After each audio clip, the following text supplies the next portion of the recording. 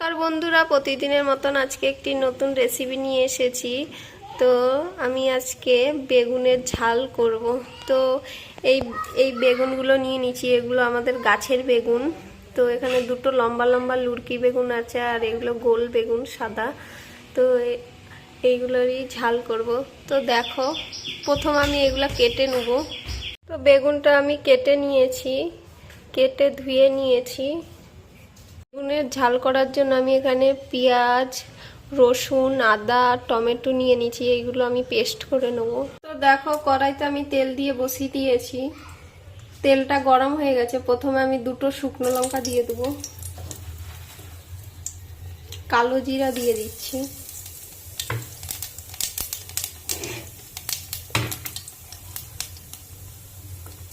বেগুনগুলো ছেড়ে দেবো, এক এক করে ভেজে নেব।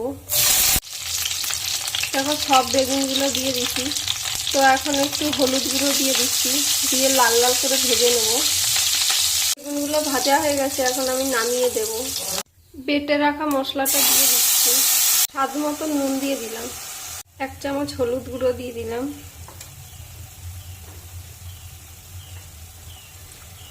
দুটো কাঁচা লঙ্কা চিড়ে দিয়েছি, লঙ্কার গুঁড়ো 1 চামচ, জিরার গুঁড়ো 1 চামচ দিয়ে ভালো করে এটাকে কষিয়ে নিতে হবে।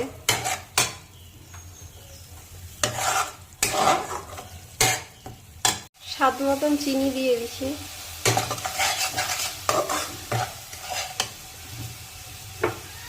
ফাটিয়ে রাখা টক দইটা দিয়ে দিচ্ছি,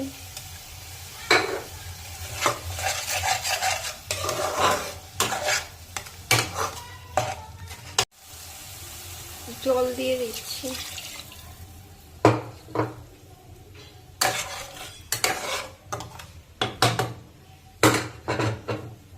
বেগুনগুলো দিয়ে দিলাম।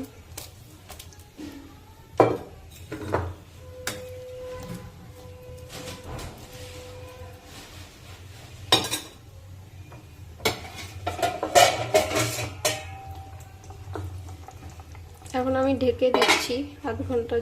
এখন আমি ঢাকাটা উঠিয়ে দিচ্ছি। তো দেখো, বেগুনের ঝাল অনেকটাই হয়ে গেছে।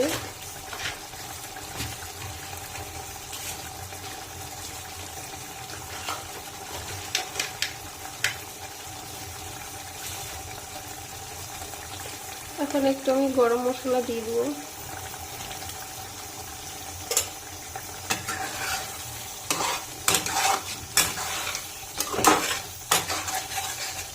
হয়ে গেছে, এখন আমি নামিয়ে দেব।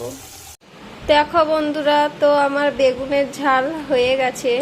তো তোমাদের কার কার ভিডিওটি ভালো লেগেছে কমেন্ট করে বলবে, আর অবশ্যই শেয়ার করে দিবে তোমরা।